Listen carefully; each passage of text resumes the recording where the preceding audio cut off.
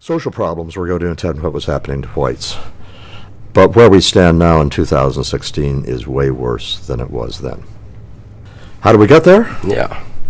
Well, and explain maybe very briefly what is way worse. What indicators would you cite if I said, I don't know, the country seems to be in decent shape, for those of you who don't hang out in working class communities or who grew up in one but haven't been back to visit recently, you will probably be shocked.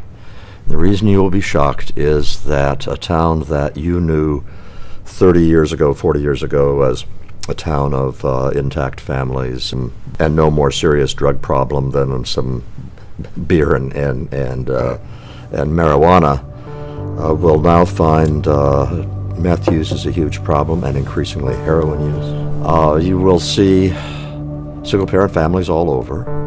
You will see children who are not performing well in school, who are delinquent.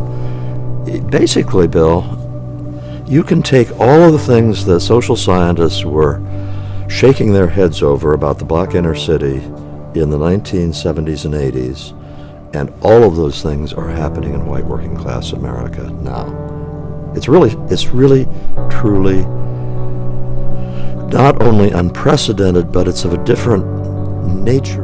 I mean, does it say more about the reality of America, or does it say more about the psychology of Americans, I guess? I think it says more about where America is on its trajectory.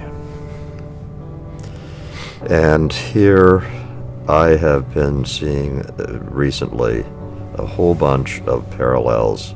I'm not alone in seeing these. A whole bunch of parallels between the United States and a mature civilization that's on the downhill slide.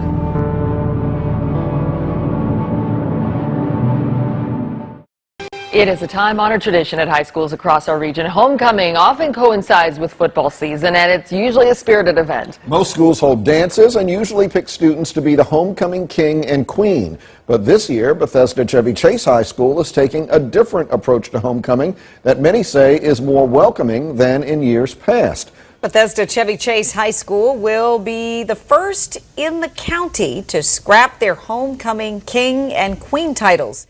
It's going to be a gender neutral. That means that it could be a male and female, it could be two males, it could be two females. And I have to admit, when I first heard the story this morning, I said, what's wrong? Why are we doing away king and queen? Isn't that part of the process? But the more I read the article and I saw what they're saying and what some of the students had gone through and why they say this is important, I've changed my tune to say, you're right. Why not make everyone feel important? Because high school... From celebrities like Ruby Rose of Orange is the New Black to teen star Jaden Smith and Hollywood hunk Brad Pitt, celebrities are directly or indirectly drawing attention to a movement that blurs gender in which a person can choose to be male or female or both any day or hour they want. It's called gender fluid or gender fluidity and is among the top conversations on Vine, certainly a lot of college campuses. Joining us is Vine star and author Jeffrey Marsh. Jeffrey does not identify as he or she, but prefers the pronouns they and them.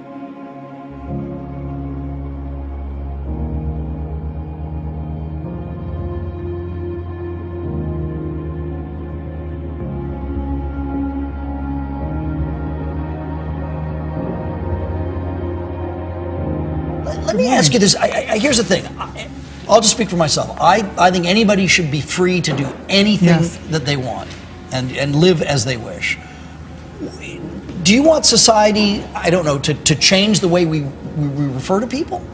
Of course I do, okay. Yes. And certain people that, like myself, don't prefer pronouns like he or she, but choose to use they or them. So you would say they wrote an amazing book. They are a great Vine star. They are attractive. If the online presence that I see is any indication, especially this youngest generation, people who are teens right now, they're all over the map when it comes to identity. And they have a million labels to describe themselves. And to me, it's a beautiful thing. Yes, absolutely. But don't you think people are sometimes afraid to say the wrong thing? Because nowadays, especially, you do one misstep and you're attacked and ripped to shreds. And really, it's coming from a good place. You just want to understand, right?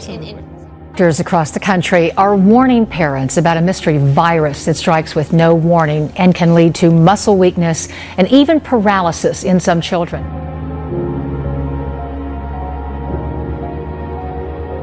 It was really odd how it all started. He was bound to a hospital bed for months with a condition still puzzling doctors around the country. My concern is that we are seeing a trend now in 2016 that mirrors what we saw in 2014. According to the CDC, in 2014, 120 cases of AFM were reported, just 21 cases in 2015.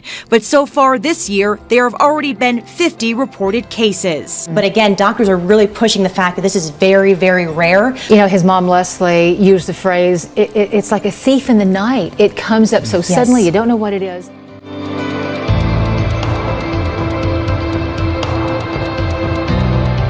Breaking news, a leprosy case confirmed in the Inland Empire. It involves a student at Indian Hills Elementary in Jurupa Valley.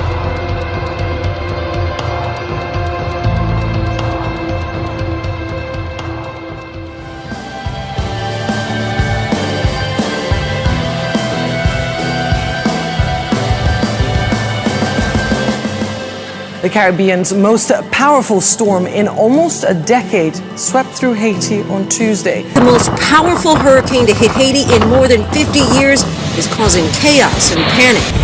And here in the Bahamas, the storm plowed through the island chain, tearing the roof off this home in Nassau. The first major hurricane to hit the Bahamian capital since the late 1920s. Wow. It is 100% legit, authentic. I didn't change anything on it, didn't change the contrast, didn't change one single pixel. That is the way it actually appeared. Weather Channel senior meteorologist Stu Ostro was the first to post the image to Twitter. This is some really freaky, sinister-looking face, which unfortunately is consistent with the hurricane being sinister because it's already been deadly and destructive. The outer bands of the storm started pounding southern parts of Florida's Atlantic coast late this afternoon. It sure does look like a smirking skull, especially with that devilish red background. Florida meteorologist Matt Devitt of Wink TV in Fort Myers noticed the spooky likeness. Overnight, torrential downpours and wind whipping stoplights, thrashing palm trees, submerging cars on the road.